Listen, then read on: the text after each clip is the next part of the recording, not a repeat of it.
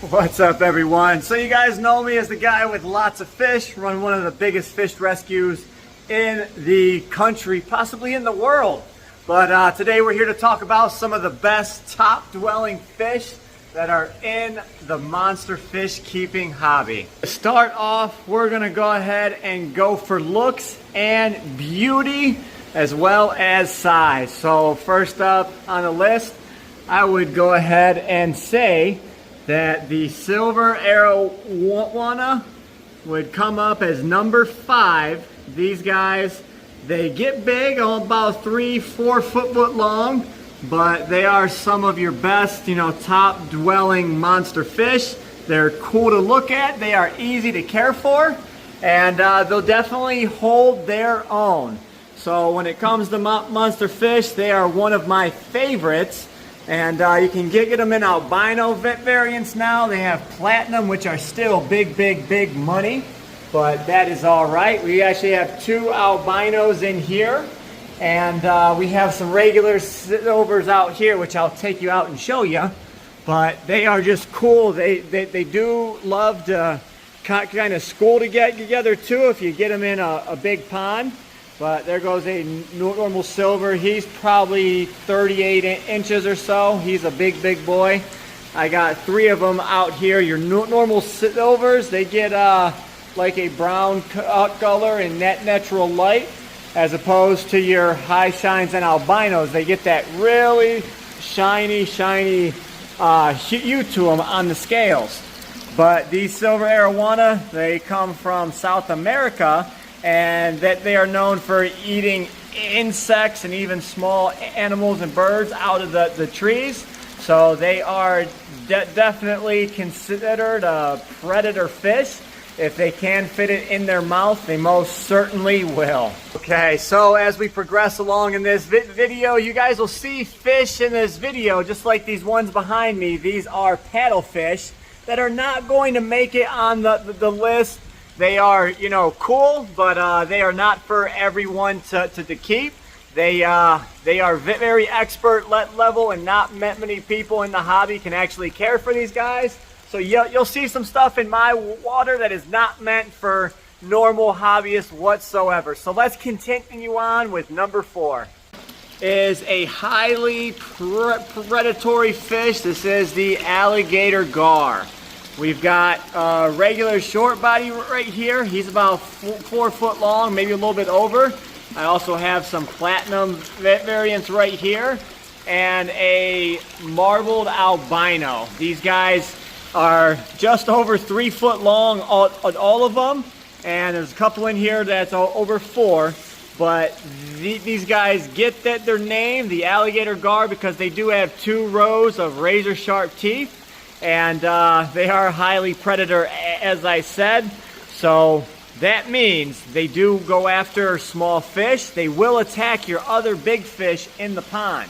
And occasionally my foot and arm. That is confirmed. I have gotten attacked now twice by an alligator gar in my own waters. We got my daughter right here playing in the drip feed. Now, mind you, I say a drip, but that is a constant flow, probably about 2,500 gallons, 3,000 gallons of water a day, just pouring into this pond from a drip system. So it helps me with water changes. Look at that.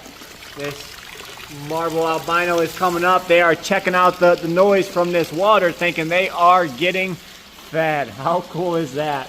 So nut number 4 on my list is these alligator gar. They are highly vicious, so you better watch what you put in the tanks with them.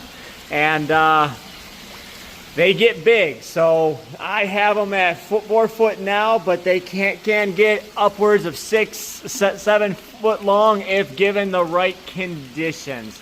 That is, a major feat in itself. So to have a pond that is large enough that can handle these monsters is a major task in itself. Coming in at number 3, you probably guessed it, it is another gar. There's not really many top dwelling predator fish that we can go off of here, But this one, you're getting a 2 for 1. These are a smaller species of gar that is more manageable. This is a Florida spotted gar. You know, that they max out at around 2 foot. You can see them a bit larger, but most of the times they will stay under 2 foot or so. And right next to them, let's get a side shot. We have this melanistic tropical gar, but just the tropical gar in general. These guys, you know, can get upwards of 3 foot long, but it is hard to see them over 30 inches. This guy right here, there goes my arm next to him. So you can see he's pretty big.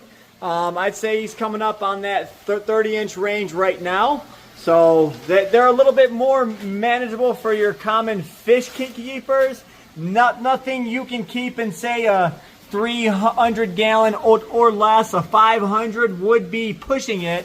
This is a 750-gallon that he is in right now. So again, there's very few fish keepers who can actually keep these things to adulthood. But you know what? This is about the top 5 predatory monster fish. So you know it. Every fish that I'm going to show is going to get massive. And back over here to this Florida gar. This is probably your most common gar species that is found in the hobby. That they are cheap, but yes, they still do get big. They are predatory. They have smaller mouths, so what they can eat is a little bit smaller. But right around this corner, I'm going to show you the long-nosed gar. Look at this guy. Same concept. They are predatory. These guys can get upwards of 4 foot long, seldom over 3 foot in the aquarium hobby. But these guys look wicked cool. They've got those long mouths on them, and they are fun to feed. Okay, we had to stop for a snack break, a juice break, and a potty break, but back to the action. So coming in at number 2, we're gonna go ahead and go over to this big tank. I was just doing some adoption, so I had to pause the video. But over here, we got the big tank, and we are going to see what number 2 is. They are 2 of my favorite, and they happen to both be in this tank right here. Number 2 is this Jardini Arowana right here. Now, these guys max out at around 30 inches long. My daughter's real excited to show you the fifth one. So we got the Jardini here, max out at around 30 inches or so. They are a little bit more aggressive than most Arowana, so people usually say you can't, you know, mix them with other Arowana, but given enough tank space, you can achieve anything. I've got 2 Jardinis right here in this tank alone with my 2 albino silver Arowana. And you can see they are all just flawless fins and getting along, no bites, no nothing. Look at the colors on these guys. Some of these are some of the higher quality ones that I've seen, so you might not get one that's this pretty, but you can definitely come close. Look at that gorgeous, beautiful fish. So I'd say that this one's a little bit more attainable for most, as you can stick a Jardini in like a 500-gallon tank, and they'll be fine for a good majority of their life. This is the largest Jardini I've ever seen in person, that is. There might be one bigger out there, but I've seen a lot of monster fish, and these are the largest ones that I've seen. So these guys are super cool. I absolutely love them. And they add a good bit of color and flow to any monster aquarium. Number 1 is a fish that most aquarium keepers cannot have, most should not have.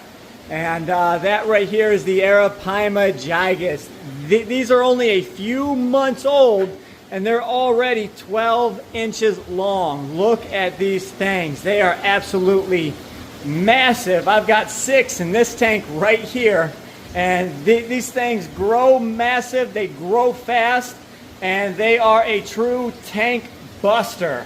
So over here in this tank, I have one that's over 30 inches long now, and he is coming up on that 3 foot range. He's going to be going out to the monster pond here soon. probably when he puts on another 6 to 12 inches in this tank alone. But man, oh man, are these by far the #1 top dwelling fish in the hobby. These guys can get upwards of 6, 7, 8 feet long in a aquarium setting. They can get even larger in the wild. As I've stated in these videos before, a lot of these fish are not meant for your everyday fish keepers. I am outside of your normal standard because I have the tanks and ponds to be able to care for these. So I'm just sharing my opinion as to what I think are some of the coolest fish to keep, the best fish to keep if you have the means to care for them. By no means am I telling you to go out and get an Arowana for a 500-gallon pond. I wouldn't even consider it if you had a 10,000-gallon pond. I have a 58,000 out there, and I think that is pushing it. So if you are not to them caliber, I would definitely think twice about it, because some of these fish that I showed you, actually all of them, are one of the many reasons that I started Ohio Fish Rescue. I am a avid fish keeper myself, so I love the hobby and I love what it does for everyone in the community. You get to meet some really cool people, and the fish just bring us together. You get to share your experience, you get to share some fun, cool facts. I get to teach a lot of people. But because I have the means, I am able to help more people. When they buy something from the pet store, they don't do their research, and I am able to go ahead and give them somewhere to take their fish, that they can know that their fish is going to be cared after. And if I rehome them somewhere, then they're going to know that it's going to a tank or a pond that is good for life. Like, look at this 58,000-gallon pond right there. So I just want you guys to know that that's what we do here at Ohio Fish Rescue. I hope you enjoyed today's video, and I will catch you in the next one. As always, stay fishy, my friends.